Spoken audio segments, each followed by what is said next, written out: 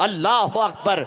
मेरी बहनें मौजूद हैं, जरा कान खोल करके सुने, शायद कि कोई बात उनके दिल के अंदर बैठ जाए। अल्लाह अकबर। हर हफ्ते उम्मुल मुमिनीन हजरत आयशा सिद्दीका रदी अल्लाह ताला अन्हा अपने मैके तशरीफ ले जाती थी। रसूल आजम इजाजत देते थे, वो तशरीफ ले जाती थी। और जब उम्मुल मुमिनीन हजरत आयशा सिद्दीका रदी अल्लाह ताला अन्हा हर हफ्ते जाती, टाइम पर जाती और टाइम पर वापस आ जाती। एक मरतबा तशरीफ ले गई, वापसी में ताखीर हुई। रसूल आजम इंतजार कर रहे थे, काफी देर हो गई, सरकार बेचैन थे। अल्लाह अकबर। काफी देर के बाद उम्मुल मुमिनीन तशरीफ लाई तो मेरे आका सल्लल्लाहु अलैहि वसल्लम ने फरमाया, प्यार से रसूल आजम हजरत आयशा सिद्दीका को हुमैरा कहा करते थे। इरशाद फरमाया, हुमैरा क्या बात है, आज तुम ताखीर से आई, इतना लेट कैसे हो गया, इतनी देर कैसे हो गई? अर्ज करती हैं, सरकार मैं घर से वक्त ही पर चली थी, लेकिन जब आ रही थी तो मस्जिद नबवी शरीफ से कुरान की तिलावत की आवाज़ आई और पढ़ने वाला इस तरीके से कुरान पढ़ रहा था कि खुदा की कसम मेरे पैर वहीं जम गए और मैं कुरान सुनने के अंदर मव हो गई। अल्लाह की किताब सुनने में इतनी डूब गई कि मुझे वक्त का पता ही नहीं चला। और सरकार जब मुझे ख्याल आया तो मैं फौरन हाजिर हो गई। आकाए करीम सल्लल्लाहु अलैहि वसल्लम ने फरमाया, हुमैरा जरा ये तो बताओ ये कुरान कौन पढ़ रहा था? अर्ज करती हैं, सरकार मुझे ये तो नहीं मालूम, लेकिन पढ़ने वाला इस अंदाज से कुरान पढ़ रहा था कि मैं कुरान सुनने के अंदर डूब गई। अल्लाह अकबर। सरकार ने बाद में पता लगाया तो पता चला हजरत सालिम कुरान की तिलावत कर रहे थे। अब समझाना ये है कि आज हमारी बहनें गज़लें सुनने में इतनी मव हो जाती हैं कि बच्चा रो रो के सो जाता है। आज हमारी बहनें पिक्चर देखने में इतनी मव हो जाती हैं, शौहर चाय के इंतजार करते करते बाहर चला जाता है।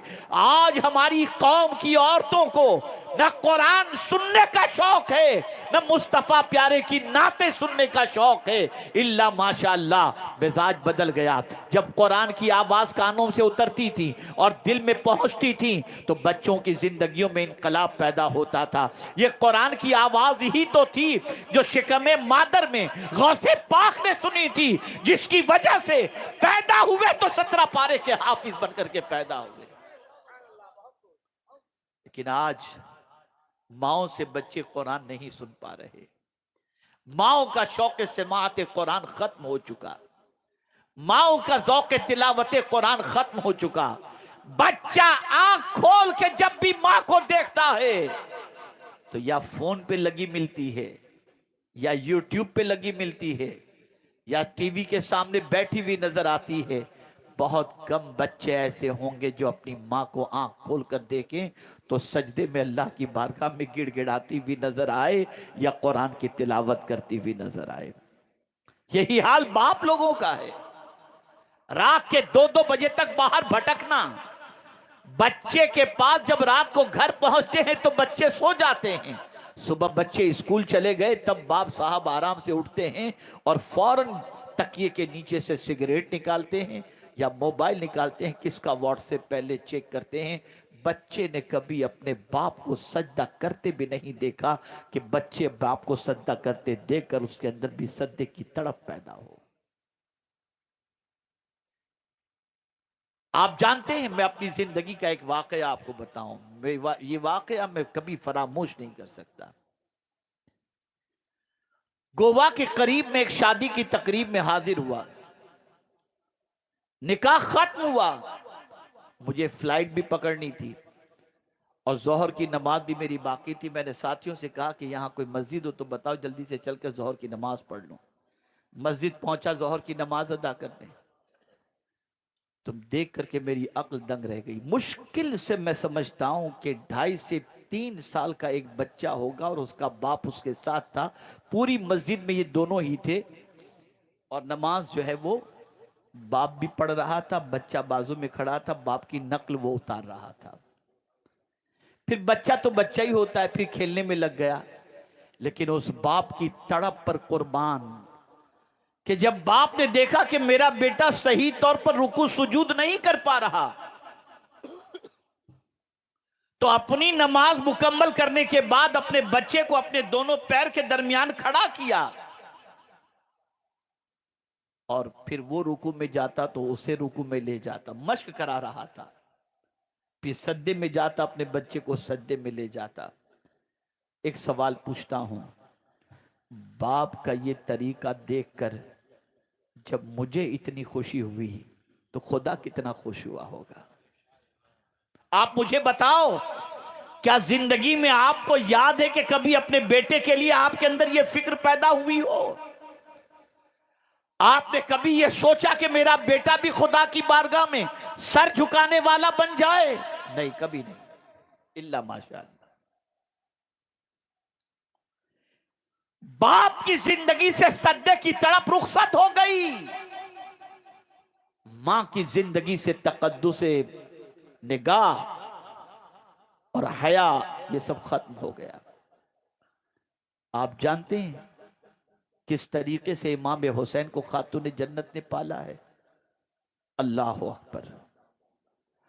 इमाम हसन और हुसैन रदी अल्लाह ताला अन्हुमा दोनों नन्हे थे, ज्यादा उम्र भी नहीं थी, दोनों 6, 8, 9 साल के करीब के होंगे। दोनों के दरमियान कोई बात हो गई। इमाम हसन मुश्तबा ने इमाम हुसैन रदी अल्लाह ताला अन्हु को हल्का सा तमाचा रसीद किया। रोते हुए मां के पास आए। मेरी बहनें गौर से सुने, रोते हुए आए और अपनी वालिदा से अर्ज करते हैं, मां मुझे भाईजान ने तमाचा मार दिया, बड़े भाई ने मुझे तमाचा मार दिया। कुर्बान खातून जन्नत आपकी अजमत पर। इरशाद फरमाती हैं, मेरे बेटे मैं ये सुनना नहीं चाहती कि तुमने हसन को कुछ कहा या हसन ने तुम्हें तमाचा मारा। मैं तो सिर्फ इतना कहूंगी, तुम दोनों भाइयों के झगड़े से खुदा नाराज हो गया। इमाम हुसैन ने सुना, आंखों से आंसू निकल पड़े। मैं हैरान हूं या अल्लाह, एक नन्हे से बच्चे को ऐसी तरबियत कि छोटे से बच्चे के सामने अगर ये कहा जाए कि अल्लाह अज़्ज़ व जल तुमसे नाराज हो गया तो बच्चा इतना बिलखने लग जाए। नाराजगी रब की बात सुनकर, मां मैं सब बर्दाश्त कर सकता हूं, खुदा नाराज हो जाए बर्दाश्त नहीं कर सकता। मां मुझे बता मैं रब को कैसे राजी करूं?